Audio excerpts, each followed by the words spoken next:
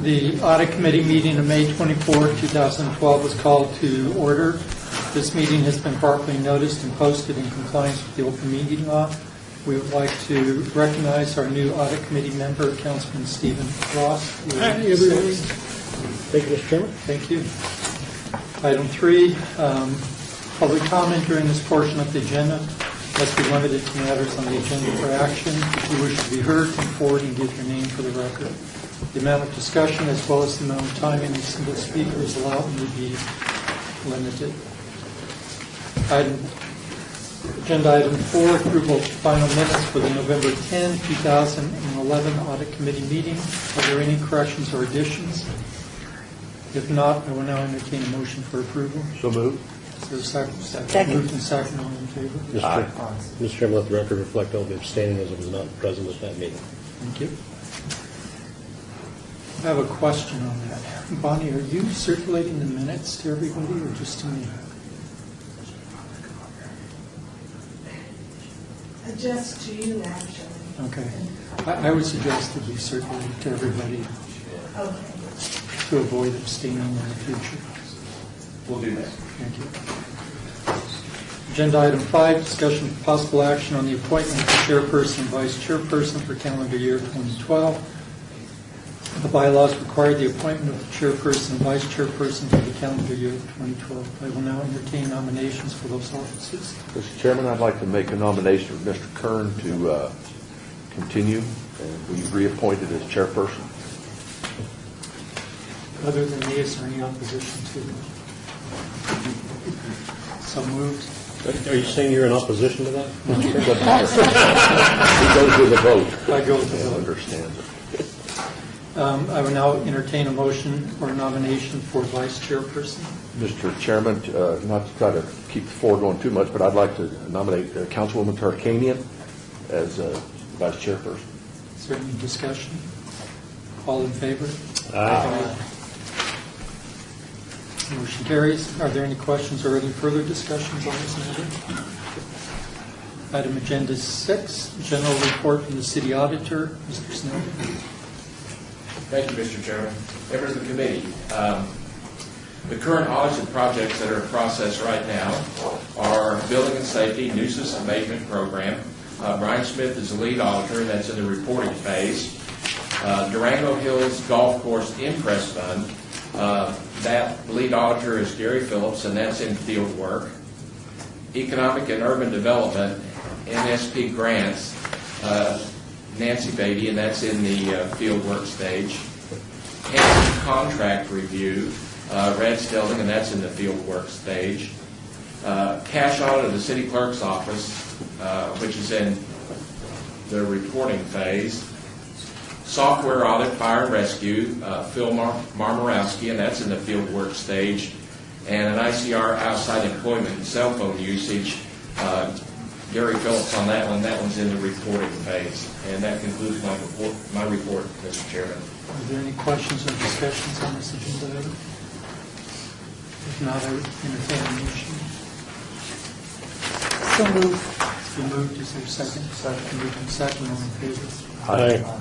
Item agenda 7, report for possible action on update of audit and leisure services, sports field administration. Mr. Snowden.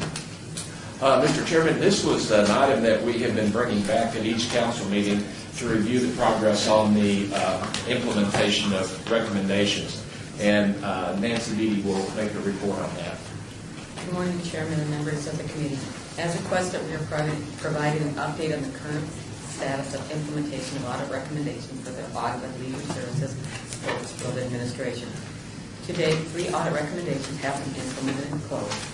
The remaining 17 audit recommendations are considered to be incomplete.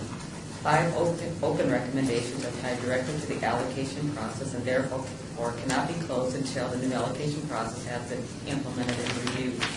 It has been represented that the new allocation process will be implemented during the fall 2012 allocation period.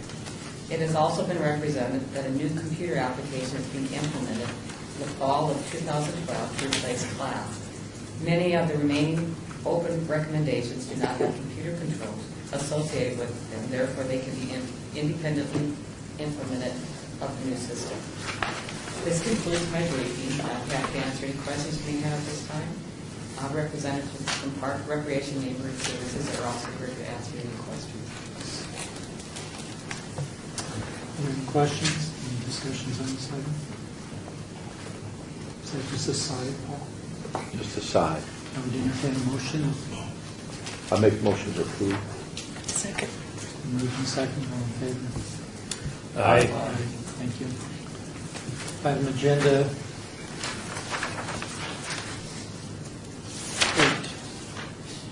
Thank you, Mr. Chairman. This is an audit of the municipal sports unit.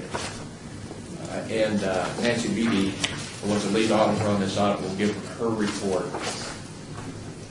Our office initiated an audit of the municipal sports unit when we became aware of operational concerns related to the allocation of city soccer fields. When the city's adult soccer league was discontinued, an adult commercial soccer league was allocated to soccer fields formerly assigned to the city adult soccer league. Many of the teams associated with the new commercial league were formerly affiliated with the city league. Our audit objectives were to determine whether the process used to allocate soccer fields to the commercial league was appropriate, whether the city was adequately compensated for the soccer fields allocated to the commercial league, whether any conflicts of interest existed related to MSU staff, and whether MSU staff use of city resources was appropriate. The following findings were found during the audit. The process to transfer soccer fields to the commercial league was inappropriate. MSU staff worked exclusively with the commercial league, only had a verbal, not a written agreement with the league, and allocated the soccer fields to the league that were previously assigned to the city league. This was despite the fact that the commercial league was included in the lowest priority group for field allocations. We recommended that the department establish, document, and implement policies and procedures for situations where city services are discontinued and services are assumed by private entities. The city was inadequately compensated for the soccer fields allocated to the commercial league during the fall 2010 and spring 2011 allocation period by $14,520. We recommended that the department invoice the league for the unpaid amount and establish, document, and implement policies and procedures to independently verify information submitted by user groups when that information is used to calculate fees. We also found certain conflict of interest relating to MSU staff. A part-time employee was also worked for the adult commercial league that was allocated to soccer fields previously assigned to the city soccer league. We recommended that management implement policies and procedures to ensure compliance with the city's employee-vendor relationship and outside employment policies.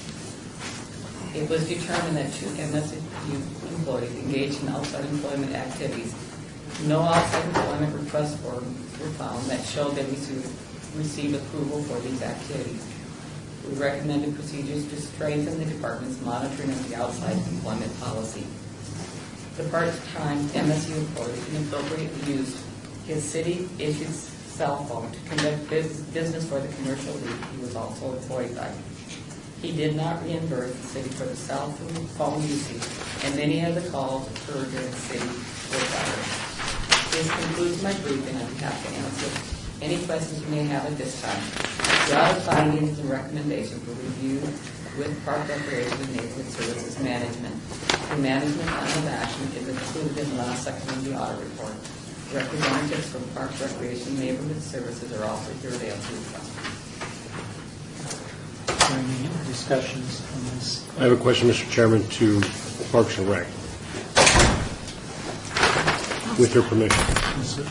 Is that part-time employee still employed by the city of Las Vegas? For the record, Lonnie Zimmerman, the deputy director. No, sir, he's not.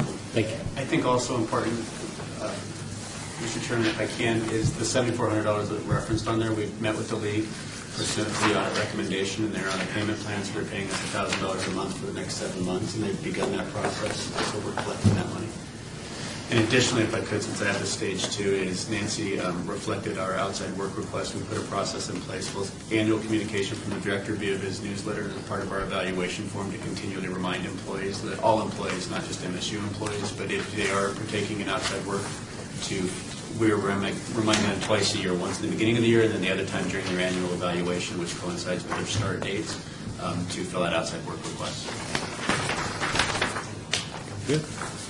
Is this league still utilizing the fields? The league itself does, not on our behalf. We no longer have a relationship with them.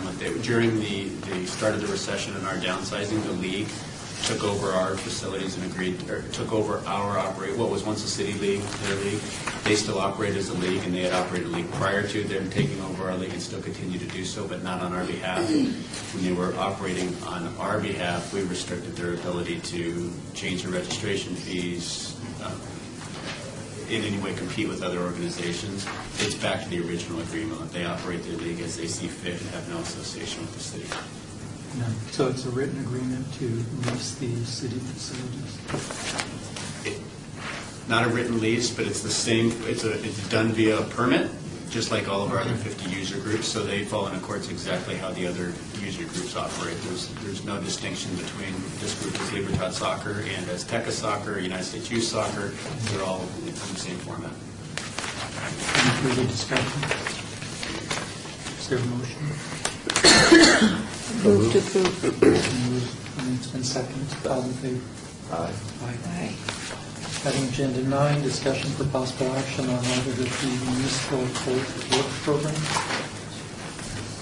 Mr. Chairman, this particular audit was conducted by Nancy Beatty, and she'll give her report on that. She's quite busy today.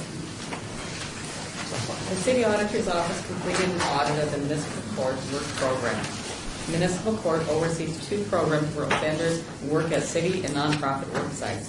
With the community service program, offenders are ordered by the judge to work as part of their imposed sentence. The work program is an alternate method for offenders to resolve the fine portion of their sentence.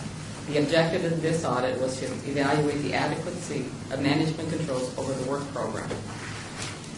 Offenders are approved for the work program by either demonstrating they do not have adequate financial resources to pay for their fine or by judge assignment.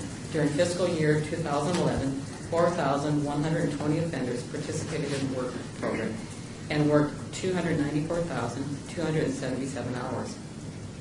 Considering work program participants reduced their fine rate by $8.25 for each hour they worked, there were $2,427,785 worth of fine reductions. I'd like to give you an overview of the audit findings. Our audit procedures show that appropriate management controls were not in place to prevent participants from posting questionable hours at the Regional Justice Center. We recommended that municipal court management work with the worksite representatives to improve the timesheet reconciliation process and to implement policies and procedures to have front counter employees review timesheets for questionable times and days.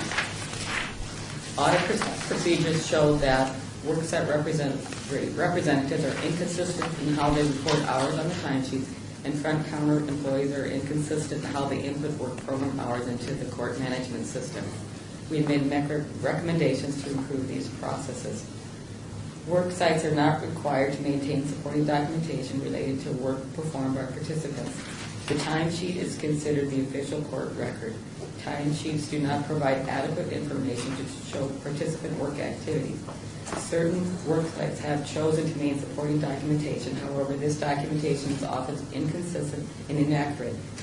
Without adequate supporting documentation, it is difficult to research discrepancies, irregularities, or resolve questions regarding recorded timesheet hours. Therefore, we recommended that municipal court management implement policies and procedures that require work sites to maintain supporting documentation. In testing the validity of timesheet entry for the downtown beautification office, we identified 4 record-keeping irregularities. Subsequent research performed by DBO management identified additional irregularities. DBO management implemented monitoring procedures that will help them identify future issues. We recommended that the work program supervisor work with the work site to develop and implement management oversight procedures at all work sites. Participants are assigned specific work sites based upon the proximity of their home to the work site location, rather than the city's need or the work site's ability to provide adequate supervision. One site supervisor indicated he instructed participants to repeat tasks in an effort to keep them busy, and participants are not assigned to a specific staff member for supervision. At another work site, we observed 8 participants sitting around tables, reading, talking, texting on their cell phones. We recommended that municipal court management reevaluate the work site assignment process. Work program timesheets are included in the daily deposit reconciliation process. Our audit procedures show limitations with this process as noted in the slide. Therefore, we recommended that the number of work program timesheets and hours processed each day be reconciled to the court management system. We were unable to verify the validity of the site supervisor signatures on timesheets and made recommendations to improve this process. Work program participants are required to initial each timesheet line entry. Audit procedures show that this had not occurred on 20% of the timesheets we reviewed. We recommended improved procedures to include having front counter staff review timesheets when the timesheets are reviewed. The current monitoring processes are related to the work program are ineffective. When participants are assigned to a work site, they are given a copy of the site specification sheet, which provides them with basic information and instructions. Our testing showed that the information was often incomplete and inaccurate. Therefore, we recommended that municipal court management implement procedures to improve the process for updating the sheet. Nonprofit entities that participate in the city's work program are required to carry general liability insurance. Our procedures show that only 3 of 11 nonprofit files included the current liability certificates. The work program supervisor entered into a memorandum of understanding with a nonprofit worksite that was not authorized by municipal court management or reviewed by the city attorney's office. Our audit procedures know that certain employee computer access right issues with the court management system. I appreciate the assistance of municipal court employees during the audit and would like to thank them for their help. I reviewed the audit findings and recommendations with management. They agreed to the report and submitted the management plan of action estimated date for each audit recommendation. The responses are included in the back of the audit report. This concludes my briefing. I'm happy to answer any questions they have. Representatives from the support are also here to answer your questions. Many of these items show an anticipated completion date of June 1st of this year. Are they on track? There's in all those 24 recommendations, and 9 of them have been proposed to date. Okay. And I need to express my naivety here, and I apologize for this, but we're talking about work timesheets. Does that mean these folks that are working off these fines and penalties are receiving a W-2 or a 1099? Are they required to? I don't believe so. I don't believe so. Kim Chadwick, Municipal Court. We did visit that with HR in the beginning of the audit because the defendants are ordered to the court to pay a fine or participate in the program. They're not employees. It was determined that they're not employees. They're basically a court-ordered defendant that has a requirement to community service. When they're indigent, we're treating that almost like a cash reconciliation, so that's why we track it with the time sheet. Can one of those individuals go to the state and seek state unemployment for the time that they spent? More than likely, it's treated as restitution to the court for whatever crime they committed. Okay. Any further discussions on this agenda item? Yeah, just the question is, are they implemented and has that been positive in every way with regard to June 1? It's moving forward so that you don't have further concerns? No, there are some items that, as I brought it toward their attention during the audit field work, they corrected them right away. I mean, immediately they've been very responsive, and we've been working, and they've implemented quite a few policies so far, and some of it is education at this time, and having time to have it in place so we can review the process.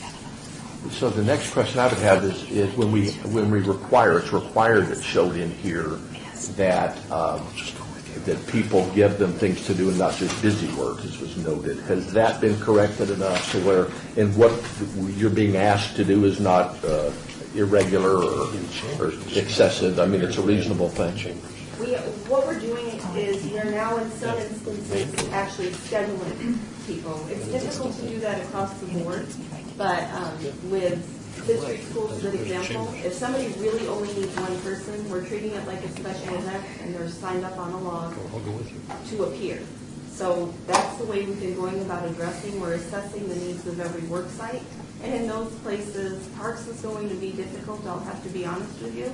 We have a lot of folks out there that work, and I've been working closely with Jerry Walker to maybe centralize some of those sites so we have more control over them, but we are trying to schedule as much as possible rather than the random show up, and we don't know if you show up or not. Thank you. Mr. Chairman, on the audit findings for the 3 out of 11 nonprofits that didn't provide liability certificates, is there a way that you have tracking those or keeping track of those? Maybe the city is additional, should I take it right? We immediately cut off all nonprofit sites when Nancy advised of the missing documentation, and to date, we've only been able to reestablish one site. We might have Salvation Army coming aboard, but at the end of June, we have to have our procedure in place and our checklist to ensure that there's a routine audit to make sure that those required documents are still in effect and valid. If that answers your question. Further discussion? If not, is there a motion? So moved. Second, all in favor? Aye. Agenda item 10, discussion for possible action on petty cash account municipal court. Thank you, Mr. Chairman. Gary Phillips was the lead auditor on this audit. He'll give his report. Hi, Mr. Chairman, audit committee members.